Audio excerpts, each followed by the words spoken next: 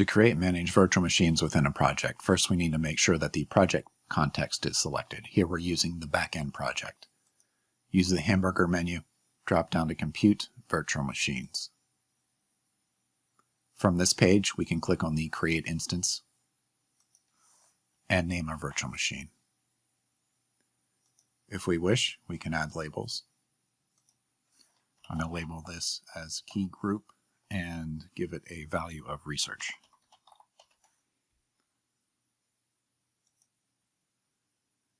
For machine configuration, we have two options. One is to select a general purpose machine that is already created.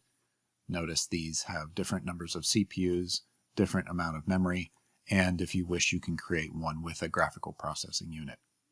Here we're going to select a 2 CPU, 8 GB virtual machine.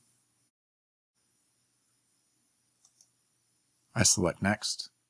We can make a determination as to if we want to allow external communication to the project. Here we're going to allow it. Select Next. Here we can do any customization to it. Right now we're going to use a 64 gig disk using Rocky Linux.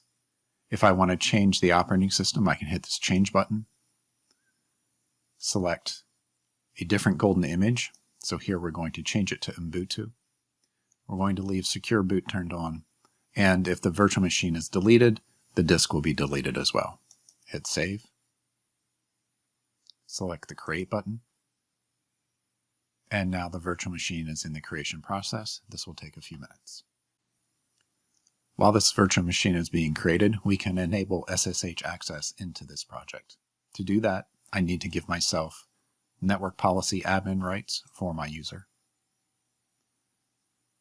Currently, I'm the admin AO, so I go out to Edit Roles, add a new role, specify the project network policy admin.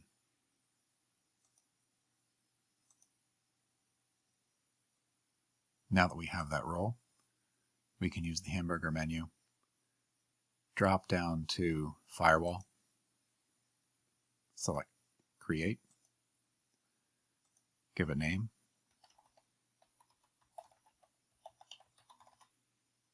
specify ingress all workloads, and we're going to select a specific port, TCP port 22.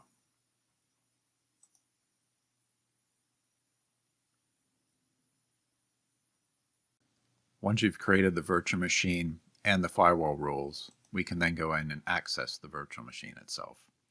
So from the hamburger menu, drop down to Virtual Machines, Instances.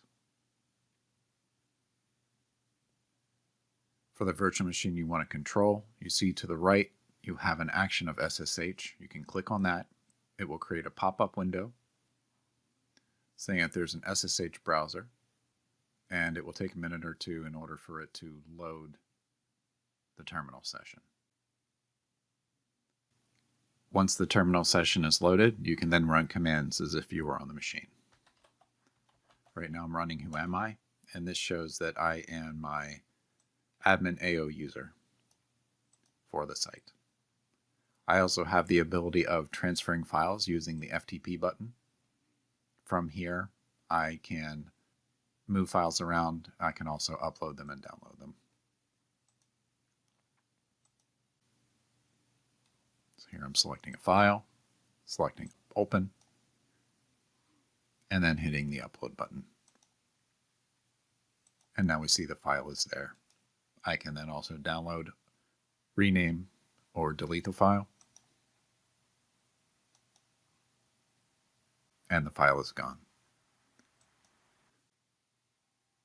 Other management activities that we can perform on virtual machines include selecting them.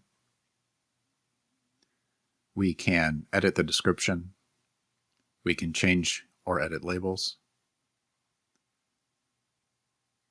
We can change the ingress port. The boot disk can be changed. We can also add a new disk. Some of these maintenance tasks require the virtual machine to be off in order for that activity to be performed.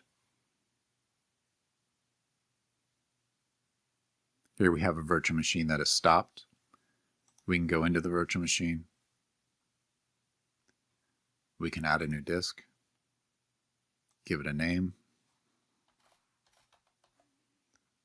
specify the size that we want the disk to be in gigabytes, and then we can set a deletion rule as to if we want to keep the disk or delete the disk when the virtual machine is retired. Here we see we have our 10 gig disk. We can then go in and we can start the virtual machine again. To delete a virtual machine, select it, click on delete, and select delete.